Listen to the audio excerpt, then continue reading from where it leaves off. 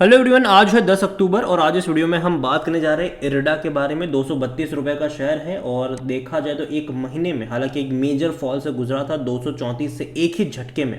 हालांकि एक झटके नहीं, मतलब 4 दिन लगातार गिरा था, 210 पे गया था, लेकिन 3 दिन में फिर से रिकवरी भी आ गई, वापस से रिकवरी दिखा दी। और आज इस कंपनी के क्वार्टरली रिजल्ट्स भी सामने आए हैं, बात करेंगे वीडियो में इसके बारे में। लेकिन उससे पहले अगर आपने अभी तक चैनल को सब्सक्राइब नहीं किया है तो प्लीज़ अभी इसे सब्सक्राइब कर लीजिए, क्योंकि आगे भी बहुत सारे वीडियोस हैं जो आपको काफ़ी ज़्यादा हेल्प करेंगे। तो इरडा का शेयर 232 रुपये का है। एक महीने में ना ही गिरावट है ना ही कोई तेज़ी है। हालांकि एक मेजर फॉल आया ज़रूर था पिछले हफ्ते बाजार में, लेकिन इस हफ्ते रिकवरी भी लौटती हुई नजर आ गई यहाँ पर।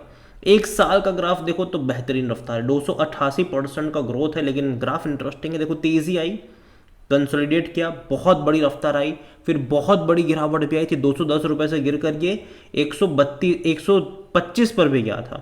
उसके बाद तेजी आई, कुछ टाइम कंसोलिडेट किया, फिर वापस बड़ी रफ्तार दिखा दी, 300 रुपये से भी ऊपर चला गया था, बाद में लगातार गिरा था, ये 210 पे भी गया था। अब तेज़ी दिखाने की कोशिश कर रहा है और डेफिनेटली यहाँ पर भरोसा करना मुश्किल भी है थोड़ा बहुत, ठीक है, इस तेज़ी के ऊपर। लेकिन रिजल्ट्स के बारे में देखें कि इंपॉर्टेंट आज की जो न्यूज़ है वो यही है। रेवेन्यू बहुत अच्छे हैं इनके, और ये जो नंबर्स आप देख रहे हो वो करोड़ों में नहीं, वो लाखों में है, तो कोई कंफ्यूजन ना हो यहाँ पर। तकरीबन 1630 करोड़ का इनका इनकम कह लो वो देखने को मिला है, जो कि इससे पहले के क्वार्टर में 1510 करोड़ का था। तो पिछले क्वार्टर के मुकाबले बेहतरीन ग्रोथ है इनकम में, और पिछले साल के 1175 करोड़ के मुकाबले तो ये और अच्छा ग्रोथ है। तो इनकम बेहतरीन है, चाहे पिछले साल से कंपेयर करो या फिर पिछले क्वार्टर से कंपेयर करो, बेहतरीन इनकम यहां पर देखने को मिली है। लेकिन उसी तरीके से दिक्कत यह है कि खर्चे भी बढ़े हैं यहां पर। अगर आप देखोगे तो इस बार का जो खर्चा रहा है वो 1170 करोड़ का खर्चा रहा है, जो इससे पहले के क्वार्टर में 1035 करोड़ का था, और पिछले साल तकरीबन 800 करोड़ का था। तो इनकम के साथ साथ खर्चे भी इनके बढ़ गए, खर्चे यहाँ पर ज़्यादा हो चुके हैं इस बार इनके। और यही वजह है कि इनका प्रॉफिट जो है वो कुछ खास नहीं है। प्रॉफिट बिफोर टैक्स अगर आप देखो तो 460 करोड़ का ही रहा है, जो कि इससे पहले के क्वार्टर में 475 करोड़ का था। तो प्रॉफिट बिफोर टैक्स कम हुआ है पिछले क्वार्टर के मुकाबले, जबकि इनकम बढ़ी है, रेवेन्यू बढ़ा है। और आफ्टर टैक्स देखो तो 388 करोड़ के आसपास का प्रॉफिट रहा, जो कि इससे पहले के क्वार्टर में 385 करोड़ का था। तो हल्का सा ही ग्रोथ है। तो देखा जाए तो कोई उतना अच्छा नंबर नहीं है। पिछले क्वार्टर से कंपेयर करोगे तो यहाँ पर प्रॉफिट वाइज बिल्कुल भी अच्छा नंबर नहीं है ये। रेवेन्यू वाइज अच्छा है ये। इसका मतलब क्या है, मार्जिन पे दबाव बन रहा है, खर्चे इनके बढ़ रहे हैं, और यही वजह है यहाँ पर। इवन अगर आप अदर एक्सपांसेस देखोगे तो कुछ ज़्यादा ही बढ़ गया यहाँ पर। 38 करोड़ का अदर एक्सपांस रहा, जो कि 18 करोड़ हुआ करता था इससे पहले। अगर आप ब्रैकेट वाइज भी देखने की कोशिश करोगे, कई सारे फिनेंशियल कॉस्ट बढ़ चुकी है इनकी। 1000 करोड़ से भी ज़्यादा की इनकी फाइनेंस कॉस्ट लग रही है, जो इससे पहले 975 करोड़ के आसपास की थी। तो खर्चे, जो छोटे छोटे खर्चे, वो इनके बढ़ना स्टार्ट हो चुके हैं, और इसी की वजह से यहाँ पर रेवेन्यू बढ़ने के बावजूद भी इनके प्रॉफिट में कोई इंप्रूवमेंट नहीं आया है। हालांकि पिछले साल के मुकाबले तो देखोगे तो डेफिनेटली ग्रोथ है ही। पिछले साल 285 करोड़ का था, तो इसके मुकाबले 388 करोड़ तो बेहतरीन है, लेकिन पिछले क्वार्टर के मुकाबले नहीं है। तो ये नेगेटिव पॉइंट है मेरे हिसाब से, कि भाई साहब मार्जिन में दबाव बन रहा है। और जहाँ तक वॉल्यूम्स की बात करें, 1 करोड़ से भी ज़्यादा के शेयर्स आज यहाँ पर ट्रेड होते हमें नजर आए। कंपनी के बारे में अगर देखो 310 रुपये का लेवल छुआ था इसने, वहाँ से गिर कर आया है ये। IPO प्राइस 32 रुपये का था, तो बेहतरीन तेज़ी तो है, अच्छा खासा पैसा बना तो है। मार्केट कैप इसका 62,000 करोड़ से भी ज़्यादा का देखने को मिल रहा है। कंपनी के बारे में अगर हम बात करें तो according to Moneycontrol user 90% लोग कह रहे खरीदारी को, 10% लोग कह रहे बेचो और भाग जाओ यहाँ से। और कंपनी के बारे में अगर आप देखोगे तो कंपनी में डिविडेंड अभी तक इन्होंने पे नहीं करा है। जनरली जो सरकारी कंपनी अच्छा खासा पैसा कमाती है वो डिविडेंड अच्छा पे करती है, लेकिन इसने अभी तक नहीं किया है।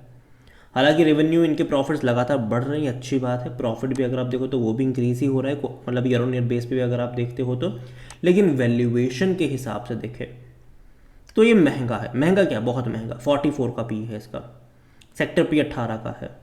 और यही वजह कि सिर्फ 50% एनालिस्ट खरीदारी की बात यहाँ पर कर रहे हैं। फाइनेंशियल्स देखोगे अगर आप इस कंपनी के, तो जैसे कि मैंने कहा कि 300 करोड़ के, इवन लास्ट क्वार्टर में 380 करोड़ से भी ज़्यादा का इनका था प्रॉफिट, इस बार 388 करोड़ रहा, जो कि कम है।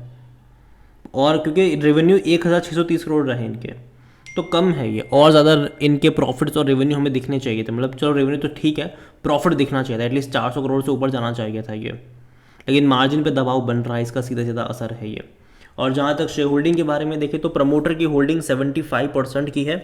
और देखिए इस कंपनी को लेकर चर्चा अभी ये भी है कि प्रमोटर अपना स्टेक बेचना चाहते हैं, जो गवर्नमेंट है वो वापस से QIP के जरिए अपना स्टेक बेचने की कोशिश करेंगे। QIP अलग अलग मोड्स में चर्चा हो रही है कि कैसे करेंगे ये, लेकिन देखो मैंने पहले ही बोला कि मुझे नहीं लगता कि इंस्टीट्यूशन यहाँ पर खरीदारी करने आएंगे। रीज़न सिंपल सा है कि वो तो अब तक बेच ही रहे हैं। लिस्टिंग के टाइम पर जब शेयर 50, 60, 70 का था, ठीक है भाई साहब, 4% की होल्डिंग म्यूचुअल फंड की बेच कर कहाँ पर आ गए, 0.24 पर आ गए। यहाँ पर अगर आप देखो डोमेस्टिक वाले 4.59% से बेच कर कहाँ पर आ गए, 0.18 पर आ गए। FIs भी देखो तो लगातार 3.95 से बेच ही रहे थे, हालांकि जून में इन्होंने खरीदारी करी। सितंबर के नंबर इंटरेस्टिंग होंगे, देखना कि तब शेयर होल्डिंग पैटर्न कैसा रहेगा। सिर्फ खरीदारी करने वाला एक ही तबका है, वो है रिटेल इन्वेस्टर। छोटा इन्वेस्टर ही खरीद रहा है। जो रिटेल इन्वेस्टर यहाँ पर 12.5% से भी कम क्वांटिटी में थे लिस्टिंग के टाइम पर, आज वो भैया 18% से भी, मतलब 18.5% पर है। सबने बेचा यहाँ पर, खरीदारी करी है छोटे निवेशकों ने। तो ये एक अच्छा साइन नहीं है मेरे हिसाब से। और देखो अभी फंड रेज भी होने वाला है, ठीक है इसका, और डेफिनेटली जब पैसा रेज करेंगे तो डिस्काउंटेड प्राइस पर ही लेकर आएंगे। और QIP से तो भैया मुझे लगता नहीं कि इंस्टीट्यूशन खरीदारी करने के लिए आएंगे, रिटेल से ही पैसा मतलब जोड़ने की कोशिश करी जाएगी डिस्काउंटेड प्राइस पे लॉन्च करके। लेकिन मैं इतना ही कहूँगा कि दूर बैठो तमाशा देखो। जो रिजल्ट्स आए हैं वो एवरेज है, वो उतने ज़्यादा अफलातून भी नहीं है कि उसको ध्यान में रख के खरीदारी करी जाए। रीज़न सिंपल सा है कि देखो पिछले साल के मुकाबले ग्रोथ आपको देखने को मिलेगी ही मिलेगी, लेकिन पिछले क्वार्टर के मुकाबले रेवेन्यू में अच्छा ग्रोथ है, लेकिन प्रॉफिट में वो ग्रोथ नहीं, मतलब कि मार्जिन पे दबाव यहाँ पर बने ज़रूर रहा है। और यही वजह है कि मैं कहूँगा दूर बैठो तमाशा देखो अभी के लिए। और ग्राफ अगर आप देख रहे हो तो वो लगातार नीचे जा रहा है। तेज़ी डेफिनेटली दिखाई इसने, 210 रुपये से लगातार 3 ही दिनों में अच्छी खासी रफ्तार इसने दिखाई है। लेकिन मुझे लगता है कि वापस गिरावट के भी चांसेस बीच बीच में बनेंगे, क्योंकि ऐसी तेज़ी इसने बीच में भी दिखाई थी कि 240 रुपये से भाग कर ये गया था 260 पे, वापस गिर गया था यहाँ पर ये।